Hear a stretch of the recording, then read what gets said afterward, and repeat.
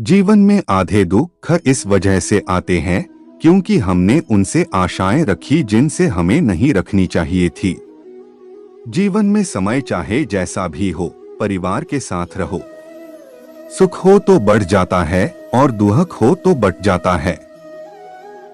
इस संसार में मूर्ख व्यक्ति, अधर्मी, अज्ञानी व नास्तिक प्रकृति का व्यक्ति मेरी शरण स्वीकार नहीं कर सकता।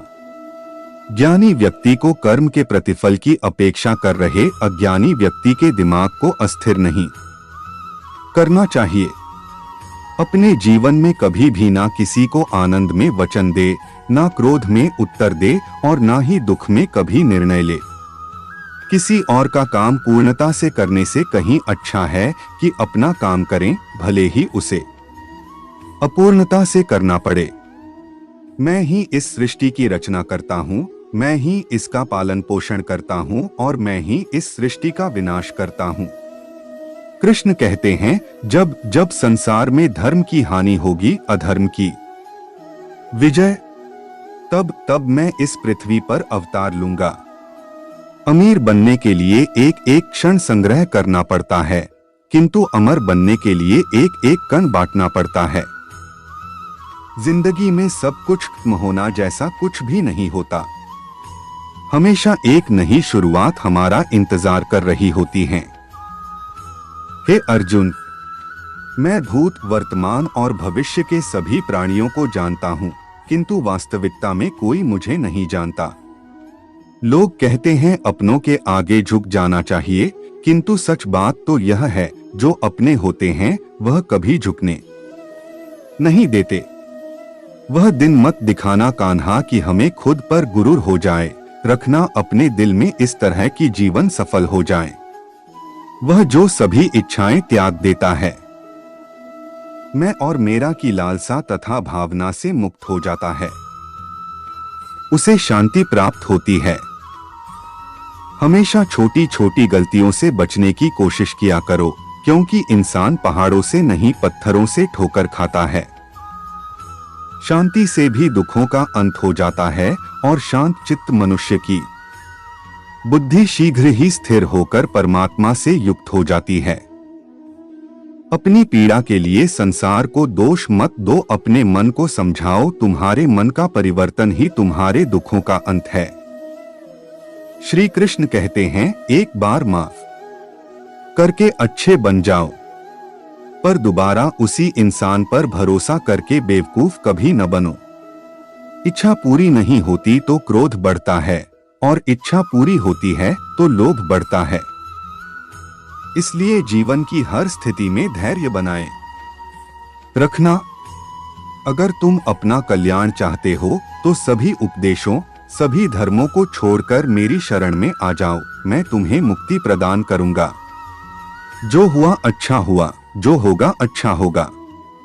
स्वयं को मुझ पर छोड़ दो, अपने कर्म पर ध्यान दो। कर्म ऐसा जो स्वार्थरहित पाप रहित हो। कृष्ण ने दुष्टों को भी अपनी गलती सुधारने का मौका दिया, क्योंकि वो किसी मनुष्य को नहीं, उसके अंदर के बुराई को मारना चाहते थे। संदेह की स्याही से संबंध के पृष्ठ पर कभी शुभ अंकित नहीं होता, इसलिए अपने मन के विचार और संबंधों का आधार दोनों ही शुभ रखें। मोहग्रस्त होकर अपने कर्तव्य पथ से हट जाना मूर्खता है, क्योंकि इससे ना तो तुम्हें स्वर्ग की प्राप्ति होगी और ना ही तुम्हारी कीर्ति बढ़ेगी। इस भौतिक संसार का यह नियम है, जो वस्तु उत्पन्न होती है, कुछ काल तक रहती है, अंत में लुप्त हो जाती है, चाहे वे शरीर हो या फल हो। यदि कोई व्यक्ति प्रेम से, भक्ति से पुष्प, फल, जल भी मुझ पर चढ़ा दे तो उसी भाव से उसे स्वीकार करता हूँ, वह मेरा प्रिय भक्त होता है। उससे मत डरो जो वास्तविक नहीं है, ना कभी था ना कभी होगा। जो वास्तविक है वो हमेशा था और उसे कभी नष्ट नहीं किया जा सकता। जीवन में आधे दुख इस कारण जन्म लेते हैं क्योंकि हमारी आशाएं बड़ी होती हैं। इन आशाओं का त्याग करके देखो, जीवन में सुख ही सुख है। अपने परम भक्तों जो हमेशा मेरा स्मरण या एक चित्त मन से मेरा पूजन करते हैं, मैं व्यक्तिगत रूप से उनके कल्याण का उत्तरदायित्व लेता हूँ। जन्म लेने वाले के लिए मृत्यु उतनी ही निश्चित है जितना कि मृत होने वाले के लिए जन्म लेना। इसलिए जो अपरिहार्य है उस पर शोक मत करो। श्री कृष्ण ने कहा है, अगर तुम्हें किसी ने दुखी किया है तो बुरा मत मानना। लोग उसी पेड़ पर पत्थर मारते हैं जिस पेड़ पर ज्यादा मीठे फल होते हैं। अंतकाल में जो मनुष्य मेरा स्मरण करते हुए देह त्याग करता है वह मेरी शरण में आता है। इसलिए मनुष्य को चाहिए कि अंतकाल में मेरा चिंतन करें। यह सच बात है कि भूल करके इंसान कुछ सीखता है, परंतु इसका यह मतलब नहीं कि वह जीवन भर भूल करता रहे और कहे कि हम सीख रहे हैं। कृष्ण कहते हैं, इस जगत में मनुष्य भौतिक वस्तुओं का भोग कर सकता है। अगर वे चाहे तो सब कुछ छीन सकते हैं। मनुष्य कुछ भी नहीं कर सकता। स्वार्थ से रिश्ते बनाने की कितनी भी कोशिश करें वो कभी नहीं बनते हैं, और प्रेम से बने रिश्तों को कितना भी तोड़ने की कोशिश करें वो कभी नहीं टूटते। क्रोध से भ्रम पैदा होता है, भ्रम से बुद्धि व्यग्र होती है। जब बुद्धि व्यग्र होती है तब तर्क नष्ट हो जाता है। जब तर्क नष्ट होता है तब व्यक्ति का पतन हो जाता है। आत्मा न तो जन्म लेती है, न कभी मरती है, और न ही इसे कभी जलाया जा सकता है, न ही पानी से गीला किया जा सकता है। आत्मा अमर और अविनाशी है। अगर व्यक्ति शिक्षा से पहले संस्कार, व्यापार से पहले व्यवहार और भगवान से पहले माता पिता को पहचान ले तो जिंदगी में कभी कोई कठिनाई नहीं आएगी। विषयों का चिंतन करने से विषयों की आसक्ति होती है। आसक्ति से इच्छा उत्पन्न होती है और इच्छा से क्रोध होता है। क्रोध से सम्मोहन और अविवेक उत्पन्न होता है।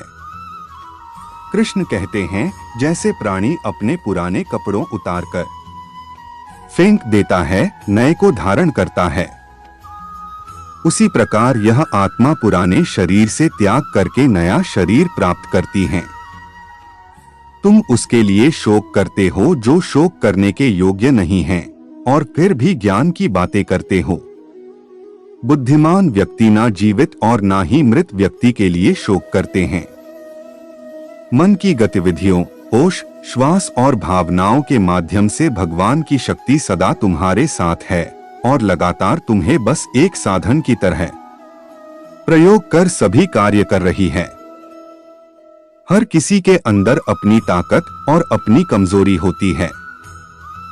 मछली जंगल में नहीं दौड़ सकती और शेर पानी में राजा नहीं बन सकता, इसलिए अहमियत सभी को देनी चाहिए। धर्म युद्ध में कोई भी व्यक्ति निष्पक्ष नहीं रह सकता है।